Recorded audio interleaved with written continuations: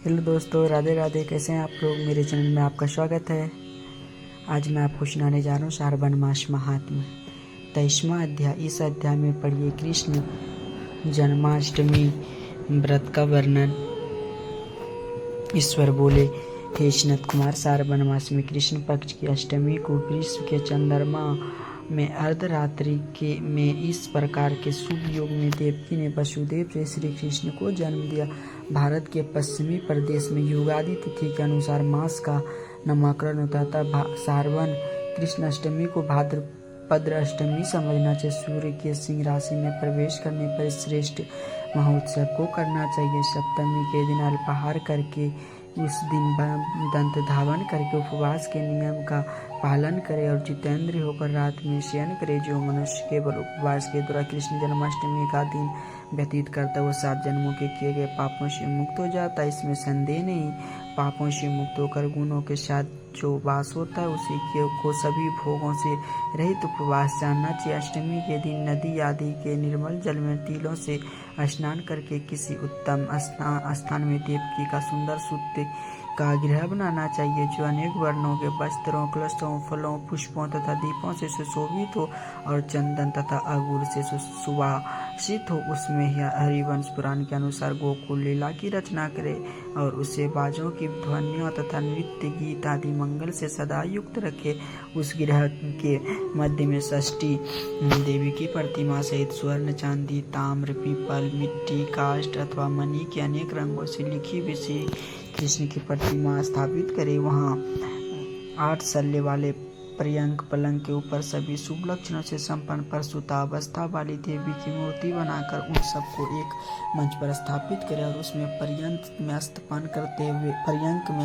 करते हुए सुप्त बाल स्वरूप श्री कृष्ण को भी स्थापित करे। उससे सूतिकागृह में एक स्थान पर कन्या को जन्म दी। यशोदा को भी कृष्ण के समीप लेके साथ ही साथ हाथ जोड़े हुए देवताओं, यक्षों, विद्याधरों तथा अन्य देवियों को भी लिखे और वहीं पर खड्ग तथा ढाल धारण करने वाले खड़े हुए वसुदेव को भी लिखे। इस प्रकार कश्यप के रूप में जो अवतीर्ण वसुदेव जी, अदिति स्वरूपा देवी, देवकी शेषनाग के अवतार में बलराम, अदिति के अंश से प्रादुर्भाव यशोदा, दक्ष प्रजापति के अवतार, नंद ब्रह्म के अवतार, गर्गाचार्य सभी अप्सरा के रूप में प्रकट, गोपिका वृंद देवताओं के रूप में जन्म लेने वाले गोपगण, कालनेमी स्वरूप कंस, उस कंस के द्वारा वज्र में भेजे गए वृषासुर, वत्सासुर, कुबलिया, पिड़ाकेशी आदि असुर, हाथों में शस्त्र लिए हुए दानव था यमुनादा में स्थित कालिया नाग, इस सबको वहाँ भी चित्रित करना चाहिए। इस प्रकार पहले उन्हें बनाकर श्री कृष्ण से जो कुछ भी लीलाएं के उन्हें भी अंकित करके भक्ति प्रायण होकर प्रयत्न पूर्वक 16 उपचारों से देवकी इस मंत्र के द्वारा उसकी पूजा करनी चाहिए। वेणु तथा बीना की ध्वनि के द्वारा गान करते हुए प्रधान किन्नर से निरंतर जिनकी स्तुति की जाए। हाथों से भृंगारी, दर्पण, दुर्वाद आदि कलश लिए वे किन्नर जिसकी सेवा कर रहे हैं, जो शैया के ऊपर सुंदर आसन पर भली भांति विराजमान, जो अत्यंत प्रसन्न मुखमंडल वाली है तथा पुत्र से शोभायमान है, वे देवताओं की माता तब विजय सुता देवी देवकी अपने पति वसुदेव सहित सुशोभित हो रही है। उसके बाद विधि जानने वाले मनुष्य को चाहिए कि आदि में परिणत अंत में नमः से युक्त करके अलग अलग सभी के नामों का उच्चारण करे।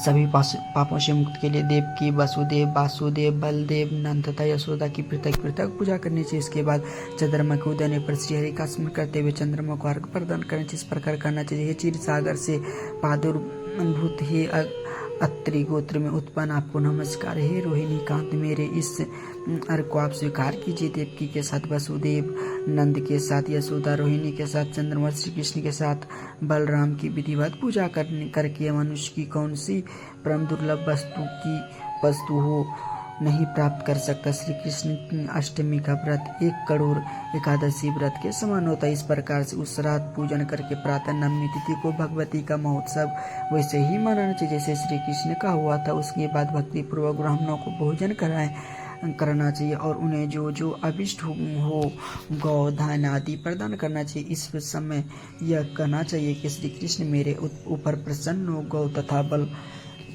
तथा ब्राह्मणों का हित करने वाले आप वसुदेव को नमस्कार है, शांति हो, कल्याण हो, ऐसा कहकर उसका विसर्जन कर देना चाहिए। उसके बाद मौन होकर बंधु बांधवों के साथ भोजन करना चाहिए। इस प्रकार जो प्रत्येक वर्ष विधान पूर्वक कृष्ण तथा भगवती का जन्म महोत्सव मनाता हुआ यथोक्त फल का प्राप्त करता है, उससे पुत्र संतान आरोग्य अतुल्य सौभाग्य प्राप्त होता है। वह इस लोक में धार्मिक बुद्धि वाला होकर मृत्यु के बाद वैकुंठ लोक को जाता है।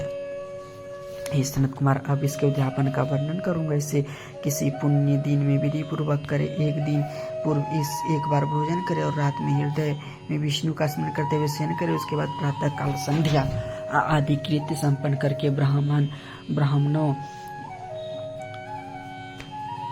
स्वशिष्ट वाचन कराएं और आचार्य का वरण करके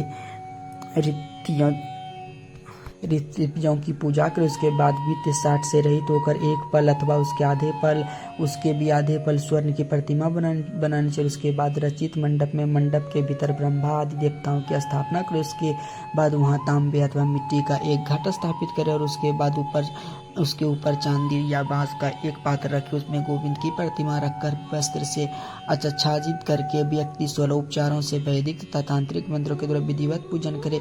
उसके बाद शंख और पुष्प, फल, चंद्रमा, नारिकेल फल सहित शुद्ध एवं जल से रहित जल लेकर पृथ्वी पर घुटने टेक कर यह कहते हुए देवकी सहित भगवान श्री कृष्ण को अर्घ प्रदान करे।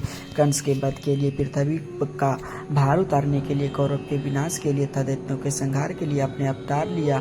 हे हरे, मेरे द्वारा प्रदत्त इस अर्घ को आप देवकी सहित से ग्रहण करें। इसके बाद बुद्धिमान को चाहिए कि चंद्रमा को पूर्वोक्त विधि से अर्घ प्रदान करने चाहिए। पुनः भगवान से प्रार्थना करिए, जगन्नाथ हे देवकी पुत्र प्रभु हे वसुदेव हे अनंत, आपको नमस्कार। पाप सागर से मेरी रक्षा कीजिए। इस प्रकार देवेश्वर से प्रार्थना करके रात्रि में जागरण करना चाहिए। पुनः प्रातः काल शुद्ध जल से स्नान करके जनार्दन की पूजन खीर, तिल और घृत से मूल मंत्रों के द्वारा भक्ति पूर्वक 108 आहुति देकर पुरुष सूक्त से हवन करे और पुनः इंद्र विष्णुर्वी चक्र में इस मंत्र से केवल घी की आहुति देनी चाहिए। पूर्ण आहुति देकर तथा होम से संपन्न करके अंततर आभूषण तब वस्त्र आदि से आचार्य की पूजा करनी चाहिए। उसके बाद व्रत की संपूर्णता के लिए दूध देने वाली सरल स्वभाव वाली गाय, बछड़े से उत्तम लक्षणों से संपन्न सोने की सिंह, चांदी के खुर, कांस्य की दोहिनी, मोती के पूछ, ताम्र की पीठ और 10 सोने के घंटे से अलंकृत किए हुए एक कपिला गौ को वस्त्र से